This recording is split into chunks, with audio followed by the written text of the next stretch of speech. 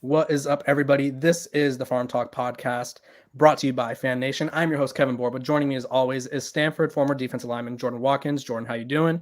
I And am. today we have a very special guest, Coach Troy Taylor from Stanford, the new head coach. Troy, how you doing? Coach, how you doing? I'll call you Coach. That feels more respectful. I'm sorry. You can call me Troy, Coach, whatever. So thanks for having me, Kevin. Jordan, this is great. Yeah, no problem. We appreciate you hopping on. We have a lot of questions for you, so we're just going to dive into it. Mostly, first of all, congrats on your success at Sacramento State. How hard was it to leave that job? Because I know that was kind of home for you in a way.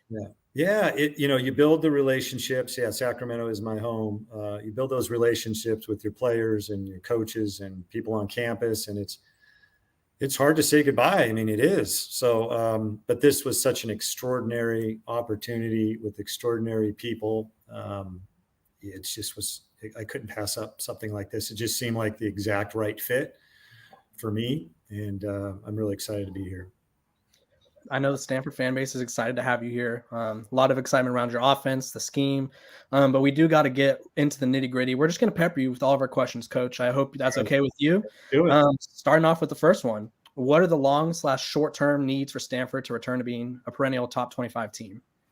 Well, I mean, first and foremost, we're gonna win with culture, our culture, and kind of how we treat people and how they feel within our organization, that they feel empowered, that they're happy, that they enjoy football and working. So we got to create an environment where everybody feels safe and accepted, and then get them to play at the highest level possible. And I think we've worked with these guys on the field already once, and man, they love football, and they love competing, and they love being out there together. So that's a first order of business, which will always be the first order of business, is our culture and how we treat people.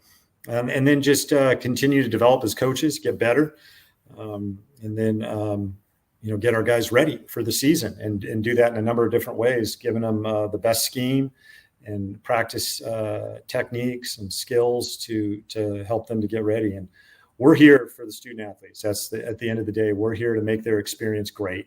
And that's them graduating. That's them having an incredible experience on campus. Jordan will tell you, I mean, it's an unbelievable place. And we need our athletes to be a part of the campus and all the resources and all those things. And then part of a great experience is winning. We want to win. We want to play for Pac-12 championships or Pac-10 championships, and give our guys an experience when they leave that it was the best experience they've had in their life. So those are our goals, and that's kind of how we're going to do it. Okay, Jordan. Yeah, I just want to piggyback on that, because you brought up culture a lot, and I love that point. And one thing I always look at is, back in our time, we were so detail oriented, right? Everything, attention to detail, the smallest things mattered. Where even if someone leaves one towel out in the locker room, like, get ready to run, right? Or things like that. Yeah. And I know, obviously, you coach. Well, Cody Whitfield coached with you at Sac State for a little bit, so I know, obviously, he knows the program so well. Yeah. So from the outside looking in, during that peak run for Stanford, what did you see that really made them stand out from everybody else in that regard? Well, the attention to detail, you talked about one of the things. Incredible student athletes that were really competitive on the field as much as they were in the classroom. You guys hated to lose, and you were willing to do whatever it took to win that was legal. And then your training, how you guys trained. How committed you were to the strength and conditioning program, and how committed you guys were to each other. You had great coaches, and you guys were always well prepared. And then the other part of it is, you guys were really physical. You were known as being one of the most physical teams in the country. That if you're going to play Stanford, you better tighten up your chin strap and tape your ankles, because you're going to be in for 4 quarters.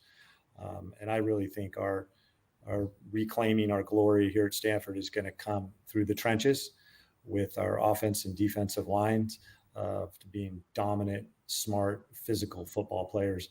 And so it's part of that, as you know, is recruiting.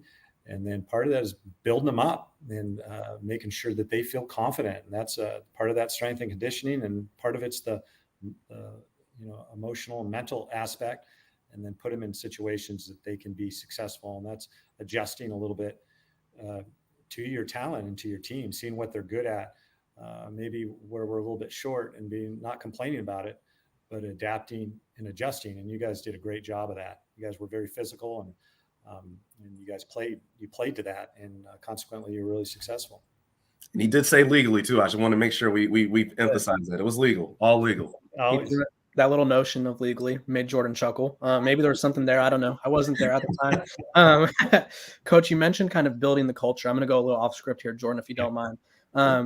You're building the culture with the new staff, which I'm sure was a kind of a tall task to put together at such short notice in terms of the early signing day period. What is it like putting together that staff and then building a culture with a team that's returning only 35% of the production, which is, I don't know if you guys knew this, but I saw this yesterday, the lowest in the Power 5. And I think it's only more than 4 schools, I believe, in the FBS. It felt like that. Yeah, you've seen the amount of guys that have left. Now, I will say this, I don't think that's going to be a problem for us in the future. So we wanted all those guys to stay. We really did. And I invited them all and asked them to stay. And, I think part of it is, a big part of it is the COVID year. They all graduated a year early. So they were finished up. Stanford student athletes are not going to leave Stanford until they get their degree. They're just not. So I think in the future, we are going to be the unique school, Power 5 school, that our guys are going to be there for 4 to 5 years, which is going to mean that we're going to be able to create a culture. And it's very hard to create culture when you're turning over your team roster with 30 new people every year. I just don't know how you do it. You might bring in better players, but I don't know they're going to play better together. And so our ability to build a culture and sustain it and then develop our players, that's what I've kind of done wherever I've been is develop our players, make them better from their first year to their third or fourth year. So I do think this is an anomaly for Stanford. I think we will be the aberration in terms of having guys there for a long time. Now we're going to have to play a lot of young players. That's not necessarily a bad deal. These guys are talented or they wouldn't be at Stanford. Now, do you wish you could season them a little bit more? Sometimes, but sometimes just getting those guys out and playing, and they're going to get better.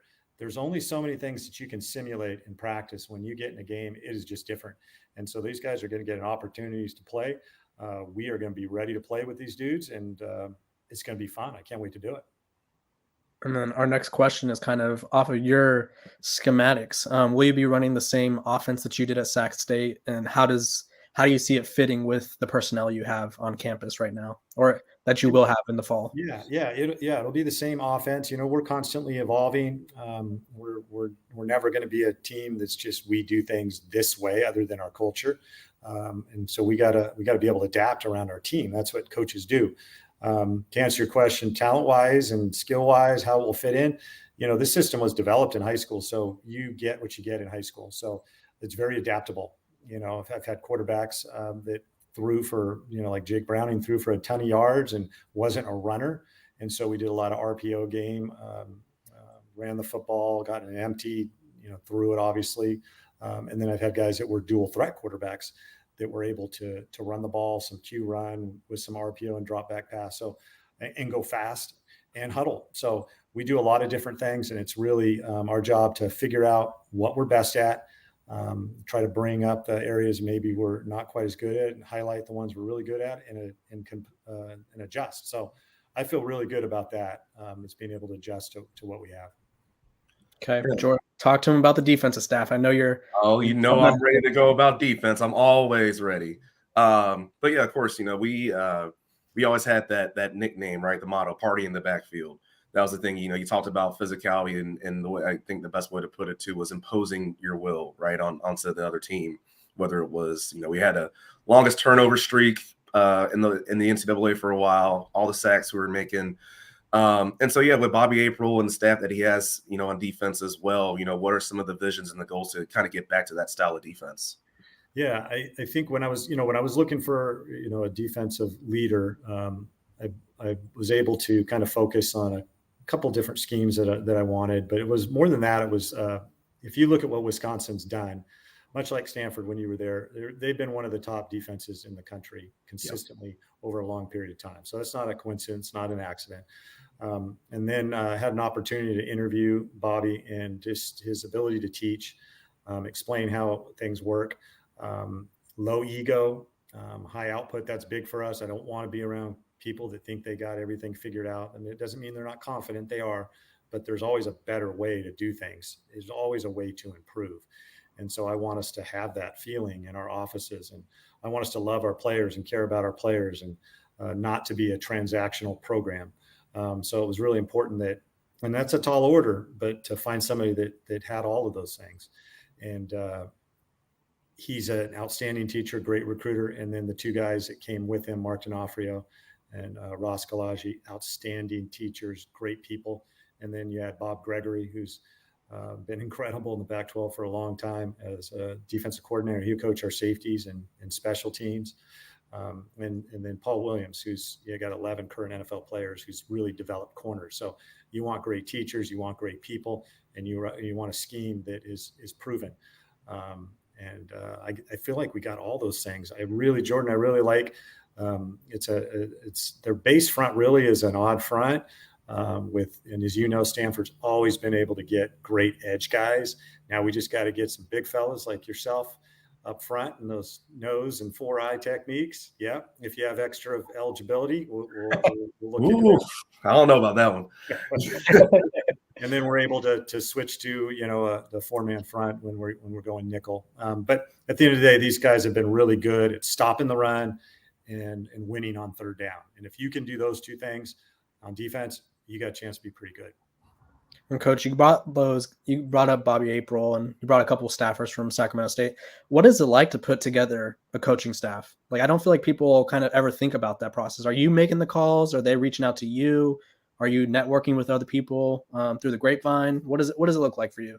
Yeah, it's a great question. Yeah, I'm making all the final decisions now. When I hired Bobby April, because I made sure he was hired first on defense, because it's really important that he has great synergy with his staff. I didn't want to thrust people upon him. I wanted him to be a part of it. And so that's kind of where it starts there. As far as finding people, yeah, some reach out to you for sure. And then the other thing is your network, finding people that you really trust. Chris Peterson, a longtime coach at Boise State in Washington, is a huge mentor of mine. So I pick his brain about certain ideas and putting staffs together. He was incredible for me. A number of other people kind of helped me with it. Then it's just getting out there and talking with people, and then doing background checks and finding out about who they are and what they've done, not just in football, but kind of the type of people they are, because you're going to be together. And I'm in this for the long game. This is not a short-term deal for me. I want to build a model and a place that you can have sustained success. And the only way you can do that is bringing in really good people. And so I take that very seriously, bringing in the right people that I'm going to put in front of our guys. And so it maybe took me a little longer than some people were rushed to bring in just some football coaches that are good coaches and have some experience. For me, it was really the right fit. They gotta love football. They got to be grateful for this opportunity. They got to enjoy the moment. I really can't be around guys that think that coaching college football is the hardest thing in the world. My dad was a carpenter. He pounded nails into boards. What I do is not hard work. Now, I work hard at it, but I can't believe that they pay me to do this job. And so I want people around me that feel the same way. And I want players around me that feel the same way. Some people don't feel like that. They just want to bring in somebody that can teach a 3 technique or how to run the football. For me, it's bigger than that. If you're going to have a really incredible organization, people got to be excited about being in the building. They got to love being here, because you only get great at things that you're doing often. And so putting all those together, I feel great about the staff. And, some of them I'm getting to know. Some of them I've already worked with, but they all have one thing in common. They're all really smart. They're all great guys, and they have low egos. So I like seeing them at work. I like working with them. And it's been a blast. If we're going to do this, as far as we know, we only have one shot on this earth, right? Why not have fun doing it and do it the right way? And hopefully win a lot of football games. Exactly. And Coach, you talked about bringing people onto campus, and I'm sure the new staff has helped out. You guys have brought in 3 transfers so far, and maybe we'll be in the mix for a couple more. What is it like to recruit a transfer to Stanford? Like, I know the portal is a database, but obviously not everybody's a match for Stanford, just academically. So are you looking for guys that are all academic? Are you looking for certain schools in specific? And then same thing with recruits. I know it's kind of awkward to answer all those questions on National Signing Day about recruits that you didn't get to know for the long term. But what is it like to recruit to Stanford? It's incredibly powerful.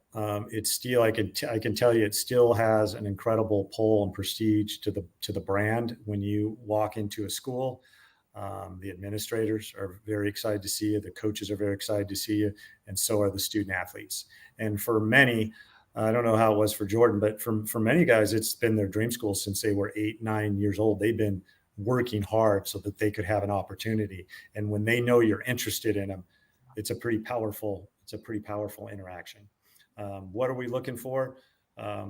We are looking for guys that are just competitive on the football field as they are in the classroom. They got to be just as passionate about winning a Pac-12 championship as they are about getting a degree. And I don't think we need to apologize for that. They're not mutually exclusive. The Stanford man wants to be elite and great in everything they do. That's a special person. They're not everywhere. They're unicorns. You got to fly all over the country to find them. But when you find them, you know who they are, and they're drawn to you just like you're drawn to them. So I'm really excited to recruit at Stanford. I think if you find the right kids, it's a pretty powerful draw, and you should win most of the battles.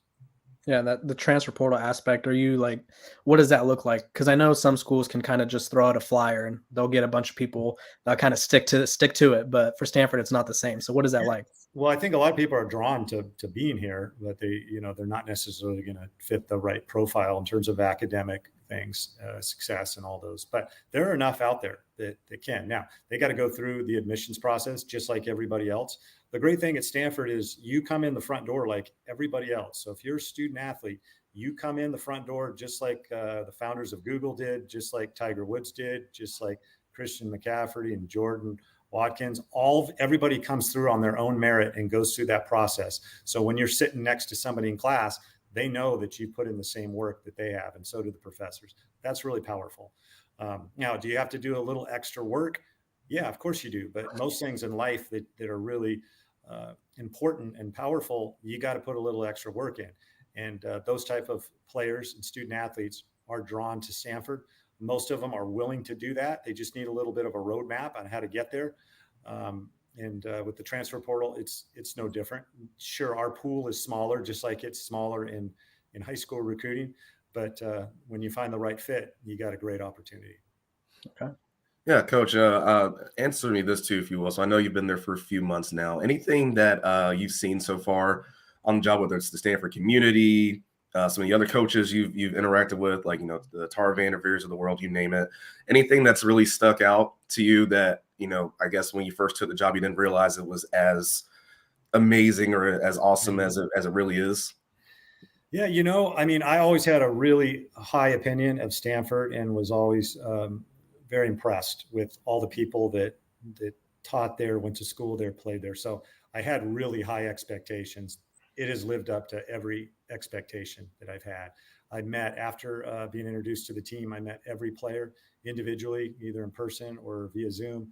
And I was blown away with how impressive they were, how intellectually curious they were, how driven they were, and how hard they want to work to be great. And so it just kind of confirmed my expectations. One of the things that did surprise me is how big the campus is. I don't think Yeah. if you've been on Stanford's campus, you don't realize how huge it is. And I describe it like Disneyland. I mean, it's so clean. It's so beautiful. I've never seen anything like it. And what I found out is the largest campus in the United States. I did not know that, 88 continuous acres. And so I think the only school in the world that's bigger is Oxford, maybe. So you get on campus and you really feel the prestige, you feel the beauty, and it's just an incredible place. And I think with recruits and players that are interested, once you get them on campus, I think they're drawn to it. And Jordan, I don't know what your experience was, but I think once guys get on campus and they interact with the student athletes, a lot of them know, okay, this is the place that I want to be. These are like-minded people, and they kind of feel at home. I know I had a great player that I coached, Jordan Richards, that played at Folsom. And I remember specifically when he went and visited Stanford and he came back, I went, how'd it go? And he's like, oh, coach, that's where I'm going. I go, really? Why? And he goes, they were a lot like me. I had a lot in common with all these guys. It just felt like home. Now, not everyone's going to feel that way, but the ones we want, I think, do feel that way. Any you had a chance to talk to Jordan since you took the job? Are you giving you advice or anything for you? Yeah, no advice yet, just kind of encouragement. And he's somebody that I have a high level of respect. He was an incredible leader. Absolutely. One of the best leaders I've ever been around, even as a high school student athlete. So I remember thinking, gosh, if that's what the Stanford student athlete is like, and they're full of a team full of Jordan Richards type guys, that would be an unbelievable team to coach.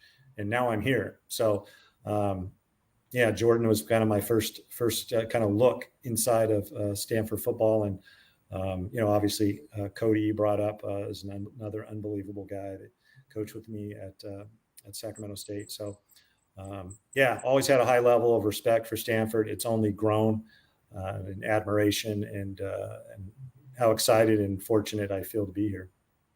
I didn't realize the campus was that big, you two. That makes sense why I can never find my car after the games. That's the hardest part for me is making sure I walk back the same way I came. Otherwise, you get lost, you get spun around. That's why you see bikes everywhere. You're not walking to class. You got to take a bike. Coach, are you pro or anti-bird scooter, and your player is using the bird scooter? Yeah, I'm not sure. I'm not sure what kind of scooter is it. Bird. The little electric ones. Oh yeah, I'm okay with it. Wear a helmet, take care of your brain, and be careful. I know things happen, but as long as they're careful, I'm good with it. Gotcha. I mean, I've just seen a lot of bird scooters every time I've gone. Yeah. I feel like a lot of people are curious about the quarterback situation. Now, obviously, you really won't get a great look at that until spring ball and even fall camp. But what are you hoping to gain from this quarterback battle, and what are your thoughts going into it when you're they're talented or they wouldn't be here. And what I've seen so far is they're really intelligent, they're really driven, and they want to be great. So that's a really good place to start. Now it's about processing it, being able to put it together and be accurate, be tough under pressure, and all those things that make great quarterbacks. Those things, like you said, you don't find out really until you get them in games. What quarterbacks are like tea bags, right? You don't know what you got till you put them in hot water. So those things you kind of find out about the guy once you get them in live action. But I feel great about them. They haven't played much. So, experience is pretty important, but you got to get it somewhere, right? So they'll get a ton of reps in the spring, ton in fall camp and the off season and all of those things. And we'll get them ready to play. Okay. Coach, are you bulletin board material type of guy? Like, do I use it or am I bulletin? Do I put the bulletin? No, like, do you use it? So if you see like a particular, I'll just skip to the point. You guys are projected around 4 games next year.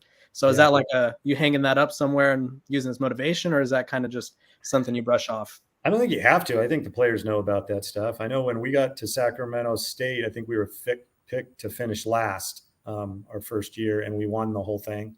And then the next year, I think they felt so good about us winning it, they moved us up to like 8th, and then we won it again. And then the next year, they picked us for 4th, and we won it again. So just remember, you make a little side note, but yeah, I think our players are aware of it. I'm really not about. I think that stuff's fine. If that gets you motivated, that's fine. Whatever it takes to get going.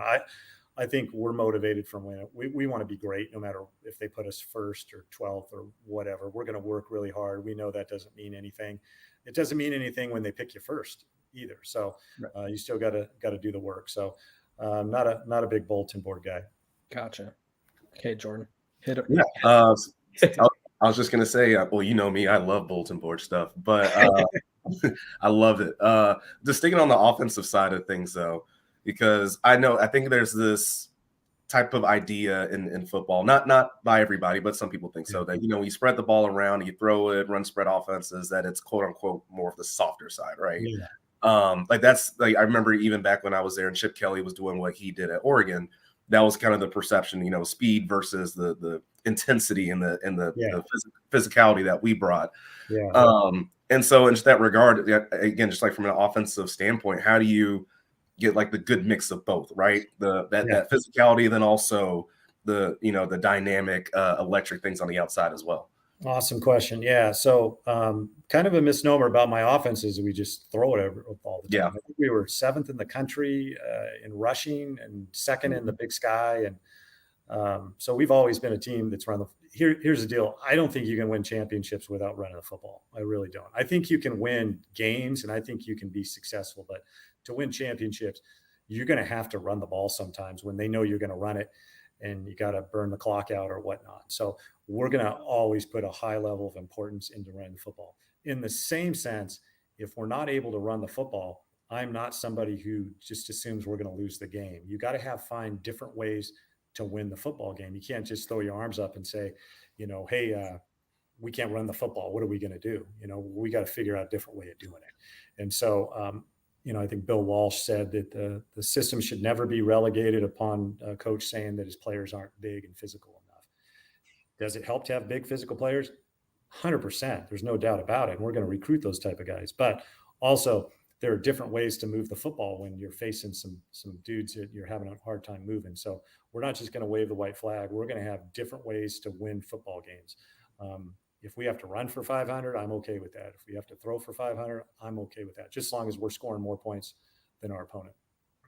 You like to put up points too, coach. Is that like an emphasis? Are you guys a pedal to the metal all times offense, or will there be times where I guess you pull back a little bit, I guess? Yeah, no, there are times where we'll run the ball more. So we played Colorado State and we got a pretty good lead in the fourth quarter, and we had an 11-minute drive where we were just run and do a little boot pass and play action. So absolutely, we can. Sometimes the prudent thing to do is to grind the clock out a little bit, but we want to stay aggressive as well.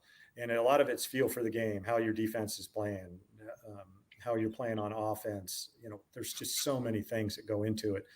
But absolutely, we're going to be smart. We're going to try and score as many points as we can.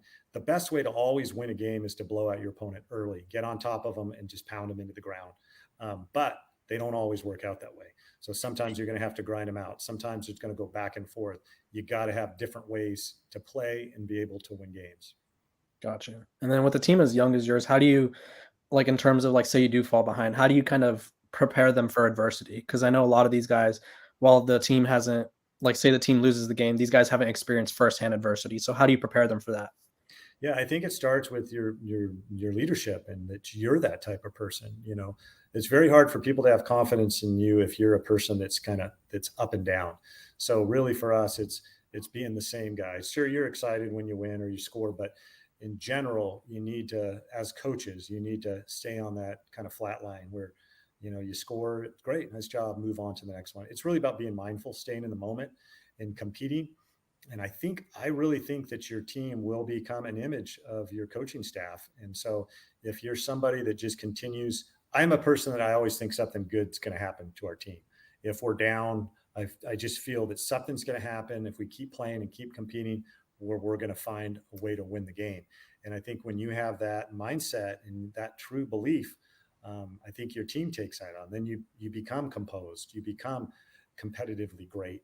So it starts with leadership, and then how you react in a game and how you coach in a game, and you talk to your team about that. That's why I'm not too big on all the emotional stuff.